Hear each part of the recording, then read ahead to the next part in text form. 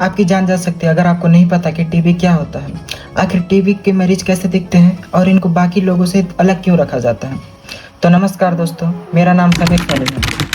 1000 साल पहले की बात है जब टीबी छुपी हुई बीमारी थी। आर्कियोलॉजिस्ट ने एंशिएंट इजिप्ट की मम्मीज में टीबी के निशान पाए। इसका मतलब यह है कि बीमारी 4000 BCE से इंसानों के साथ थी। लेकिन टीबी का असली इम्पैक्ट यूरोप में 17th और 18th सेंचुरी में दिखाई दिया, जब लोग फैक्ट्रीज में इकट्ठे होने लगे, जैसे झुग्गी झोपड़ी, गंदे रास्ते और गंदी जगह के साथ टीबी साइलेंट किलर बन गया। लोग इसे कंजप्शन कहते थे क्योंकि बीमारी धीरे धीरे इंसान के शरीर को कंज्यूम कर देती थी। लंदन, पेरिस और जर्मनी में टीबी के केस बहुत ज्यादा दिखने लगे। इस बीमारी ने पूरे यूरोप में लाखों लोगों की जान ले ली और डॉक्टर और साइंटिस्ट को भी हैरान कर दिया, क्योंकि इस समय लगभग 80% लोगों की मृत्यु और हर 7 में से 1 व्यक्ति की मौत हो रही थी। टीबी एक बैक्टीरियल इन्फेक्शन है जो कि माइकोबैक्टीरियम ट्यूबरकुलोसिस के कारण होती है। टीबी वायरस नहीं बल्कि एक बैक्टीरिया से होती है। जहां इजिप्ट के मम्मीज के बोन्स में टीबी के बैक्टीरिया के निशान मिले, उन्हें स्पाइनल ट्यूबरकुलोसिस यानी हॉर्स डिसीज था। 1882 में रॉबर्ट कोच ने इस बीमारी का असली कारण माइकोबैक्टीरियम ट्यूबरकुलोसिस को डिस्कवर किया। ट्रांसमिशन एंड इम्पैक्ट साल था 1886। टीबी ने लैटिन अमेरिका में गरीब कम्युनिटीज को सबसे ज्यादा अफेक्ट किया। सेनेटोरियम और आइसोलेशन वार्ड बनाए गए, लेकिन एक्सेस सिर्फ अमीर लोगों को थी। टीबी हवा के जरिए फैलता है। जब कोई टीबी से पीड़ित व्यक्ति खांसता या छींकता है तो सांस के साथ बैक्टीरिया दूसरे व्यक्ति के अंदर चला जाता है। लगभग 25% दुनिया की जनसंख्या टीबी बैक्टीरिया से संक्रमित है। मतलब दुनिया के हर 4 में से 1 व्यक्ति के शरीर में टीबी बैक्टीरिया होते हैं। लेकिन सबको टीबी की बीमारी नहीं होती क्योंकि उनमें बैक्टीरिया इनएक्टिव रहते हैं। इस स्टेज को लेटेंट टीबी इन्फेक्शन कहते हैं। इसमें कोई लक्षण नहीं दिखते और ये लोग दूसरे को टीबी नहीं फैलाते। सिर्फ 10% लोगों में टीबी के लक्षण उभरते हैं और बैक्टीरिया एक्टिव हो जाते हैं। उन्हीं लोगों में टीबी के सिम्टम्स दिखते हैं: बुखार, वजन में कमी। HIV से पीड़ित व्यक्ति में टीबी का 13 गुना खतरा बढ़ जाता है। Symptoms and diagnosis. Year 1820, London, England. उस समय टीबी को कंजप्शन कहा जाता था क्योंकि यह शरीर को धीरे धीरे कंज्यूम कर लेती थी। टीबी डायग्नोस करने के 2 मेन पार्ट हैं: क्लिनिकल डायग्नोसिस, डायग्नोस्टिक टेस्ट। इन दोनों को डिटेल में समझते हैं। क्लिनिकल डायग्नोसिस, यहाँ डॉक्टर पेशेंट के साइन और सिम्टम्स देखकर टीबी की जांच करता है। कॉमन सिम्टम्स जैसे 2 हफ्तों से ज्यादा खांसी का आना, बुखार जो कि शाम को आता है, वजन कम होना, रात को पसीना आना, भूख कम लगना। सेकेंड है laboratory test, sputum smear microscopy test. Patient के खांसी वाले स्पुटम को एक छोटा सैंपल लिया जाता है। उस सैंपल से स्लाइड बनाई जाती है और उस पर स्पेशल पिंक रेड स्टेन लगाई जाती है। फिर माइक्रोस्कोप में स्लाइड देखी जाती है। अगर माइक्रोस्कोप में छोटी लाल लाल जैसी बैक्टीरिया दिखते हैं तो इसका मतलब यह है कि पेशेंट को स्पुटम टीबी के जर्म्स मौजूद है। ये सिंपल और सस्ता टेस्ट है जिसे हर गवर्नमेंट लैब में किया जाता है, लेकिन इसकी सेंसिटिविटी थोड़ी कम होती है, लगभग 50 से 60%। इसलिए कभी कभी टीबी होने के बाद भी रिपोर्ट नेगेटिव आ सकती है। जेन एक्सपर्ट टेस्ट, मॉडर्न और एक्यूरेट टेस्ट, टीबी बैक्टीरिया का डीएनए डायरेक्टली डिटेक्ट करता है।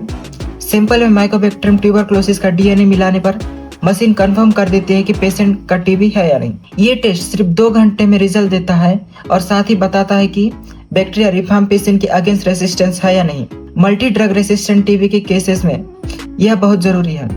WHO और इंडिया के नेशनल टीबी एलिमिनेशन प्रोग्राम ने सीबी नेट को फर्स्ट लाइन कंफर्मेटरी टेस्ट के रूप में रिकमेंड किया है। ट्रीटमेंट। टीबी एक ऐसी बीमारी है जिसमें पूरा इलाज संभव है, बस दवा सही तरीके से और पूरा कोर्स लेना जरूरी है। अगर इलाज बीच में छोड़ दिया जाए तो बैक्टीरिया फिर से एक्टिव हो सकते हैं। टीबी का ट्रीटमेंट एकदम सिस्टमेटिक होता है, जिसे इंडिया में एनटेप के हिसाब से चलाया जाता है। टीबी का ट्रीटमेंट 2 टाइप्स में होता है। पहला है ड्रग सेंसिटिव टीबी, जिसमें टीबी बैक्टीरिया नॉर्मल मेडिसिन से मर जाते हैं। एनटेप के अनुसार टीबी ट्रीटमेंट 2 फेजेस में होता है। इंटेंसिव फेज जो कि 2 महीने तक चलता है। इस फेज में पेशेंट को 4 मेडिसिन दिया जाता है: आइसोनियाजाइड, रिफाम्पिसिन, पैराजिनामाइड, इथाम्ब्यूटल। इन्हें शॉर्ट फॉर्म में HRJD कहा जाता है। इस फेज में टीबी बैक्टीरिया का मेजर पोर्शन मर जाता है और पेशेंट को काफी रिलीफ मिलता है। दूसरा है कंटिन्यूअस फेज जो कि 4 महीने तक चलता है। इस फेज में 2 या कभी 3 मेडिसिन दी जाती है: आइसोनियाजाइड, रिफाम्पिसिन, कभी कभी इथाम्ब्यूटल भी जोड़ा जाता है। ये फेज इंपॉर्टेंट होता है ताकि बचे हुए बैक्टीरिया भी मर जाए और दोबारा टीबी ना हो। Drug resistant TB. अगर सीबी नेट टेस्ट में पता चले कि बैक्टीरिया रिफाम्पिसिन रेसिस्टेंट है तो पेशेंट को multi drug resistant TB category में डाला जाता है। MDR टीबी का ट्रीटमेंट लंबा और स्ट्रॉन्ग होता है। इसका दवाई 18 से 20 मंथ तक चलता है, जिसमें बीटाक्विलिन, लाइनजोलिड, लियोफ्लोक्साजिन, क्लोफाजिमिन और साइक्लोसेरिन आदि मेडिसिन यूज किया जाता है। ये ट्रीटमेंट स्पेशली टीबी सेंटर में दिया जाता है। साइड इफेक्ट और क्लोज मॉनिटरिंग होता है। सपोर्टिव केयर, टीबी में वजन कम होता है, इसलिए हाई प्रोटीन और कैलोरी रिच डाइट लेना जरूरी है, जैसे milk, egg, pulses, dry fruit. TB का हर 2 महीने में टेस्ट होता है, जिससे प्रोग्रेस देखी जाती है। मॉनिटरिंग एंड फॉलोअप, ट्रीटमेंट के दौरान डॉक्टर पेशेंट का स्पुटम टेस्ट 2 महीने, 4 महीने और 6 महीने पर करता है, ताकि देखा जा सके बैक्टीरिया मर रहे हैं या नहीं। अगर 6 महीने के बाद भी बैक्टीरिया मिलते हैं तो ट्रीटमेंट एक्सटेंड किया जाता है। Important point of remember, TB की दवा कभी स्किप नहीं करनी चाहिए, क्योंकि अधूरा ट्रीटमेंट टीबी को वापस ला सकता है। बीसीजी वैक्सीन फॉर टीबी, बच्चों को टीबी से बचाव के लिए बीसीजी वैक्सीन लगाया जाता है। वैक्सीन टीबी के गंभीर रूप से बचाता है, लेकिन हर केस में पूरी प्रोटेक्शन नहीं देता, इसलिए पार्शियली इफेक्टिव माना जाता है। Global impact of tuberculosis, health sector में 2023 में 10.8 मिलियन लोग टीबी से ग्रस्त हुए, जिनमें 1.3 मिलियन की मृत्यु। कोविड के बाद टीबी फिर से दुनिया का लीडिंग इन्फेक्शियस किलर बन गया। मल्टी ड्रग रेसिस्टेंट टीबी एक मेजर हेल्थ सिक्योरिटी थ्रेट है। सिर्फ 2 में से 1 पेशेंट को ट्रीटमेंट मिल पाता है। WHO के 2024 रिपोर्ट के मुताबिक 193 कंट्रीज ने टीबी डाटा सबमिट किया, जिसमें डायग्नोस और ट्रीटमेंट गैप्स हाईलाइट हुए। इकोनॉमिक इम्पैक्ट, टीबी से प्रोडक्टिविटी लॉस और इनकम डिसरप्शन होता है, स्पेशली लो इनकम कंट्रीज में। एक स्टडी के मुताबिक अगर टीबी के सस्टेनेबल डेवलपमेंट गोल्स टारगेट 2030 तक अचीव नहीं हुए तो 2020 से 2050 के बीच 120 कंट्रीज को फुल इनकम लॉसेस फेस करना पड़ सकता है। टीबी का socio economic burden directly linked है डेवलपमेंट स्टेटस से। 1990 से 2019 के डाटा के मुताबिक गरीब और मिडिल इनकम नेशन सबसे ज्यादा अफेक्टेड हुए हैं। मैटरनिटी एंड मॉर्बिडिटी, 2024 के सिस्टमेटिक रिव्यू ने बताया है कि प्रेगनेंसी के दौरान टीबी का डायग्नोस मुश्किल होता है और टारगेटेड स्क्रीनिंग जरूरी है।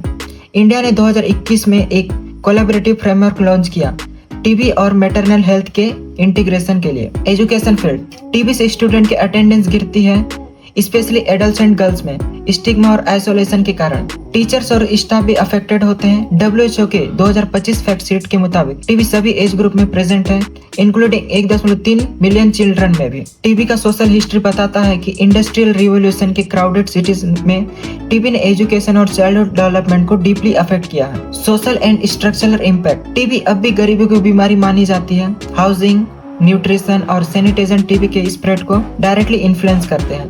कोविड-19 पेंडेमिक ने टीबी सर्विसेज को डिस्टर्ब किया, जिससे डायग्नोसिस और ट्रीटमेंट में डिले हुए। Myths and fact about tuberculosis, TB सिर्फ फेफड़ों को प्रभावित करता है। टीबी आमतौर पर फेफड़ों में होती है, लेकिन यह शरीर के किसी भी हिस्से को प्रभावित कर सकती है। टीबी अब एक कोई गंभीर बीमारी नहीं रही। टीबी आज भी दुनिया भर में लाखों लोगों को प्रभावित करता है और कई मौतों का कारण बनता है। ये एक गंभीर सार्वजनिक स्वास्थ्य समस्या है। टीबी का इलाज नहीं होता या जीवन भर चलता है। टीबी का इलाज संभव है। सही दवाओं का कोर्स 6 से 9 महीने तक चलता है और इससे टीबी पूरी तरह ठीक हो सकता है। टीबी एक बार हो जाए तो दोबारा नहीं होता। अगर इम्यूनिटी कमजोर हो जाए या इलाज अधूरा रह जाए तो टीबी दोबारा हो सकता है। टीबी के खिलाफ सरकार के बड़े कदम, श्री JP नड्डा जी, जिन्होंने टीबी के मरीजों को हर महीने 500 देने का योजना शुरू की ताकि वे दूध, अंडा, दाल जैसे पोषक खाना खा सकें। योजना का नाम है निश्चय पोषण योजना, जो कि अप्रैल 2018 में शुरू हुआ। इस योजना से टीबी के मरीजों को सहारा मिला और दवा छोड़ने के चांसेस कम हुए।